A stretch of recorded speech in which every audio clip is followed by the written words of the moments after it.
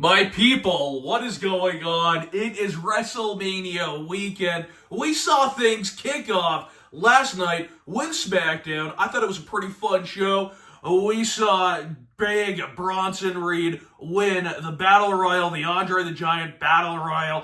Will it do something for him? I hope so. I'm a fan of Bronson Reed, so let's go. I want to see that. And then we also saw the Hall of Fame induction ceremony. It was headlined by legendary wrestling manager and promoter Paul Heyman.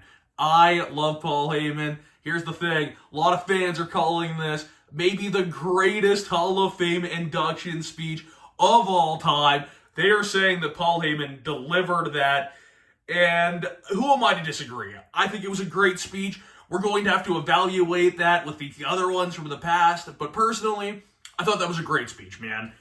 WrestleMania 40 takes place starting tonight. Before it was only one night. Now it's a two-night extravaganza, and I am so looking forward to it. I look forward to this more than the Super Bowl, I swear to God, because at least I have rooting interest here. I'm rooting for Cody Rhodes, I'm rooting for LA Knight, yeah. Rooting for a lot of these wrestlers. It's like a smorgasbord of awesome wrestling. That's what this whole weekend is, man. And I love it. Let's get into it. Lincoln Financial Field is where WrestleMania takes place from this year. And we have some awesome matches. Let's start this off with Rhea Ripley versus Becky Lynch. These two have been going after each other on TV, off of TV. Feels like there's some legitimate dislike for each other because of how they conduct themselves. Becky Lynch has said that she's not a fan of what Rhea Ripley does with the stink face and everything.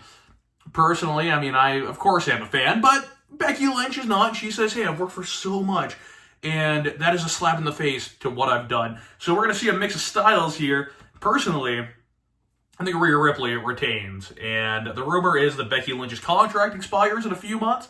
Maybe she takes some time off. I don't think the right move is to put the title on her.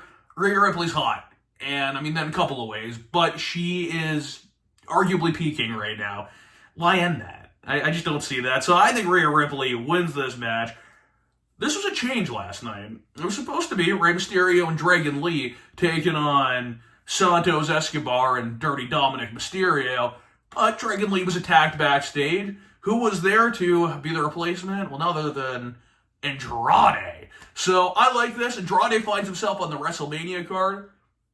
I dig it. I think this could lead to an Andrade heel turn eventually, and give me the heels getting the win. I think Santos Escobar and Dirty Dom, I don't know if they'll want to beat Dom at WrestleMania. Give them the win. I don't think Mysterio or Andrade necessarily needs this. Maybe Andrade, but they can recover it. If they go the route that I think they're going to, with Andrade turning heel, because Andrade was right there on SmackDown last night. And Carlito was kind of like, hey man, it just seemed like Carlito was being more positioned as the babyface, and Andrade was positioned as, hey, I'm Mr. Opportunistic. I'll take this opportunity, sure, and then I'll screw you over, Ray. That's what I think's going to happen. Then we've got brother versus brother. This has happened two other times at WrestleMania before. WrestleMania 10, we saw Owen Hart versus Bret Hart. WrestleMania 25, we saw Matt Hardy versus Jeff Hardy. And now, at WrestleMania 40, we are getting Jimmy Uso versus Jey Uso. Brother versus brother. What do you think about this? Personally, I think they give the win to Jey because the upside there is with Jey. He has proven that he can be a main event talent, whereas Jimmy Uso just feels more of a tag team player. Dare I say, the Jannetty to his brother's Shawn Michaels? So I think Jey wins. I just don't see why you would beat Jey at this big of a spot. Bloodline can't win everything because I think they might win the main event, but I'll get to that. I don't want to get too far ahead of myself, people. We've got the Judgment Day. Finn Balor, Damian Priest, defending their World Tag Team Championships against DIY, The Awesome Truth, The New Day, A-Town Down Under. I hate that name. New Catch Republic, and The New Day, did I mention them? Six-pack tag team ladder match for the Undisputed Tag Team Championships.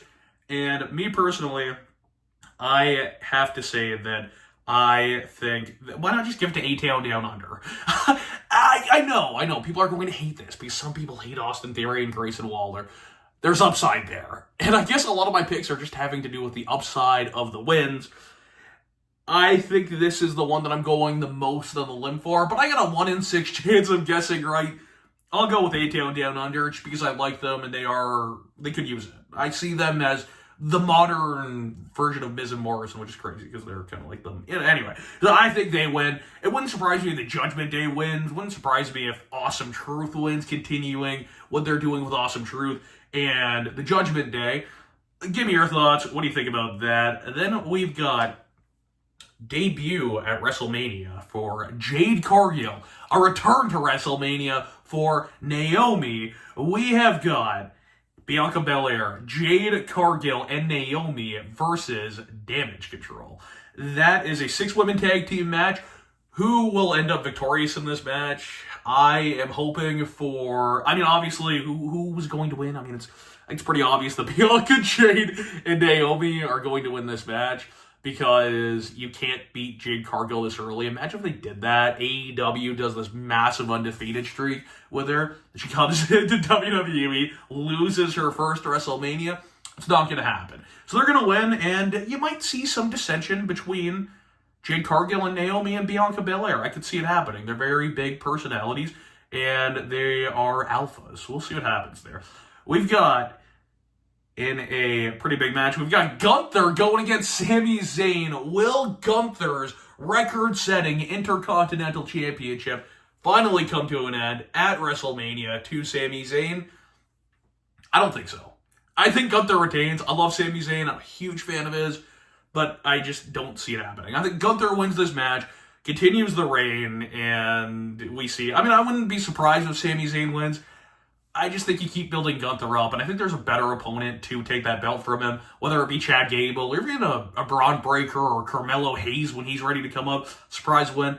I would like that. And then the match that everybody is talking about is the Bloodline, The Rock, and Roman Reigns, the Tribal Chief, taking on Cody Rhodes and Seth freaking Rollins. So we got Rock and Roman against Cody and Seth in the main event of night 2. Who's going to win this match? Personally, I think that The Rock and Roman Reigns are going to win this match.